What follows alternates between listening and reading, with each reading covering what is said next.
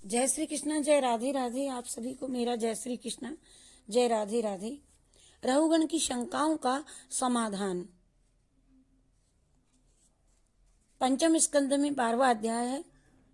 राजा रहुगण ने कहा कि हे योगेश्वर, आप अवधूत वेश से अपने स्वरूप को छिपा करके विचर रहे हैं, घूम रहे हैं। इसमें मैं आपको पहचान ना सका। आपका स्वरूप एवं ज्ञान दोनों ही विलक्षण हैं। क्षमा करें, क्षमा करें। मैं आपको सिर झुका करके प्रणाम करता हूं। जयराम मयार्तस्य यथा गदम सन्निधा दग्धस्य यथा हिमाभ्या कुदेह माना ही विदृष्ट दृष्टिव ब्रह्मण वचस्ते अमृत औषधम में। ज्वर से पीड़ित के लिए जैसे श्रेष्ठ औषधि या ग्रीष्म से संतप्त प्राणी के लिए जैसे ठंडा जल अमृतमय होता है, उसी प्रकार देहाभिमान रूपी सर्प से डसे हुए मुझ विवेकहीन के लिए आपके उपदेश वचन अमृत रूपी औषधि हैं। और मैं अपनी शंकाएं तो बाद में पूछूंगा, पहले आप अध्यात्म ज्ञान से भरे हुए अपने अत्यंत दुर्गम उन वचनों का तात्पर्य मुझे समझावें। भार बोझ से भार वह नादी क्रियाओं का फल श्रम प्रत्यक्ष होते हुए भी व्यवहार मात्र है, सत्य नहीं है। ये मेरी समझ में नहीं आया। आप इसकी ऐसी सुगम व्याख्या करें, मुझे इस तरह से समझाए जिससे कि मैं आसानी से समझ सकूं। जड़ भरत ने कहा, हे राजन सुनो, ये शरीर पृथ्वी का एक विकार ही तो है। ये शरीर मिट्टी का ही तो है। शरीर जब जलने लगता है तब वही भारवाहिक कहा जाता है, बोझ। जो पाषाण आदि नहीं चलते वे जड़ होते हैं, जड़ में जड़ भरत। उनको न भार है न श्रम ही है, न बस इतना ही तो दोनों में अंतर है, इतना ही तो दोनों में भेद है। अतः देह के जड़ होने से न भार है ना कोई श्रम में। पृथ्वी के विकार रूप शरीर में ही दोनों पैर, गुल्फ, जानू, उरु, कटी, वक्षस्थल, ग्रीवा अंग इसके अवान्तर विकार हैं। कंधे पर लकड़ी की पालकी है, पालकी में 100 वीर देश का झूठा राजा बैठ करके जो ये ऊपर बैठा है हमारे कंधे पर, ये भी पृथ्वी का एक विकार है, अर्थात बोझ भार रूपी है। ये जहां जा रहा है कि कष्ट दे करके एक दिन इसको भी जाना है। तू अपने को प्रजा का रक्षक घोषित करता है ए राजा, और इन दीन दुखियों को पालकी में बेगारी से जोड़ रखा है। था तूने इन दीन दुखियों को जोत करके निर्दयता का व्यवहार कर रहा है तू, क्या ये उचित है तुझे? हालांकि भरत ने मौन रखा था, लेकिन दुष्ट प्रवृत्ति वाले बोलने के लिए प्रेरित करने को बोलने के लिए मजबूर कर देते हैं। ये मैं क्या कहूं, मुझे शोभा नहीं देता। तू अत्यंत दुष्ट है और सभ्य समाज में बैठने के योग्य नहीं है। इस प्रकार उक्त विकारों के सभी भार क्रम से पैरों पर आते हैं और पैर से पृथ्वी पर आते हैं। इस पृथ्वी में ही चराचर जगत की उत्पत्ति और विनाश होता है।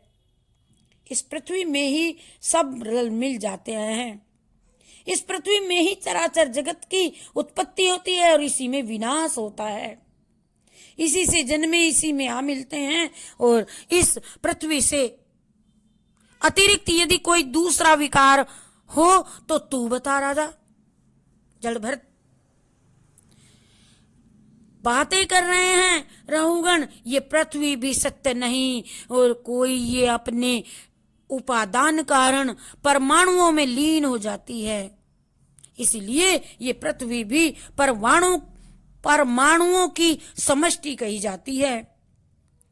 इस परमाणुओं को कि सत्य नहीं कहा जा सकता, कारण कार्य को देख करके वादियों ने इनकी कल्पना कर ली है। वस्तुतः ये भी सत्य नहीं है, इसलिए न किसी पर कोई भार है, न किसी को श्रम ही हुआ। मैं अर्थात ये जो हरारत हुई, श्रम मेहनत हुआ, ये स्पष्ट है। इसी प्रकार पतला मोटा छोटा खोटा काला दुबला कुबड़ा, ये सब तो तूने मुझे कहा राजा। इसी प्रकार पतला मोटा छोटा बड़ा चेतन अचेतन कार्य कारण आदि तो भी व्यवहार दृष्टिगोचर हो रहा है, वह सब माया कल्पित है, माया कल्पित है, ये कुछ भी सत्य नहीं है। अर्थात ये सब असत्य है, सत्य तो केवल ब्रह्म ही है, और जिसे वासुदेव कहते हैं वही एक केवलम सत्य है। यद वासुदेवम कवयो वदन्ति रहु गणे तत् पशान यादि न तेजया निर्विपणाद ग्रहाद्या न छंदसानेवम चलाग्नि सूर्येर विना, बिना सूर्य के जलते हैं जैसे महत्व पादर जो अभिषेकम। हे रहुगुण तो सुन, ये ज्ञान तप यज्ञ अन्न दान गृहस्थ धर्म वेदाभ्यास जल अग्नि तथा सूर्य आदि की उपासना से प्राप्त नहीं हो सकता। जब तक ज्ञानी महात्माओं की चरण धूलि का अभिषेक प्राप्त ना हो, तब तक ज्ञानी महात्माओं के समाज में मंगलमयी भगवान की कथाएं हुआ करती हैं, जिनके श्रवण से मनुष्य मन विषयों से हटा करके भगवान की ओर स्वतः खींचा चला जाता है।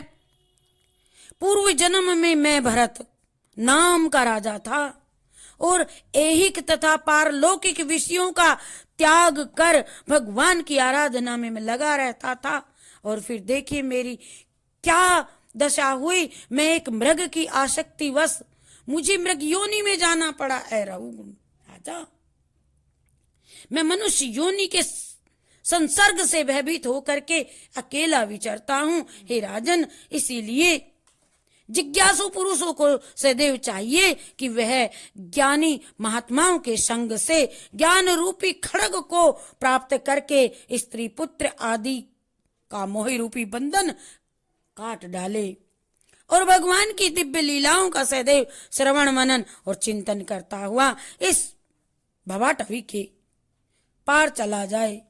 श्रीमद् भागवत कथा पंचम स्कंद। हरि शरणम हरि शरणम हरि शरणम हरि शरणम हरि शरणम हरि शरणम हरि शरणम हरि शरणम हरि शरणम हरि शरणम हरि शरणम हरि शरणम। कृष्णार्पणमस्तु, शिवार्पणमस्तु।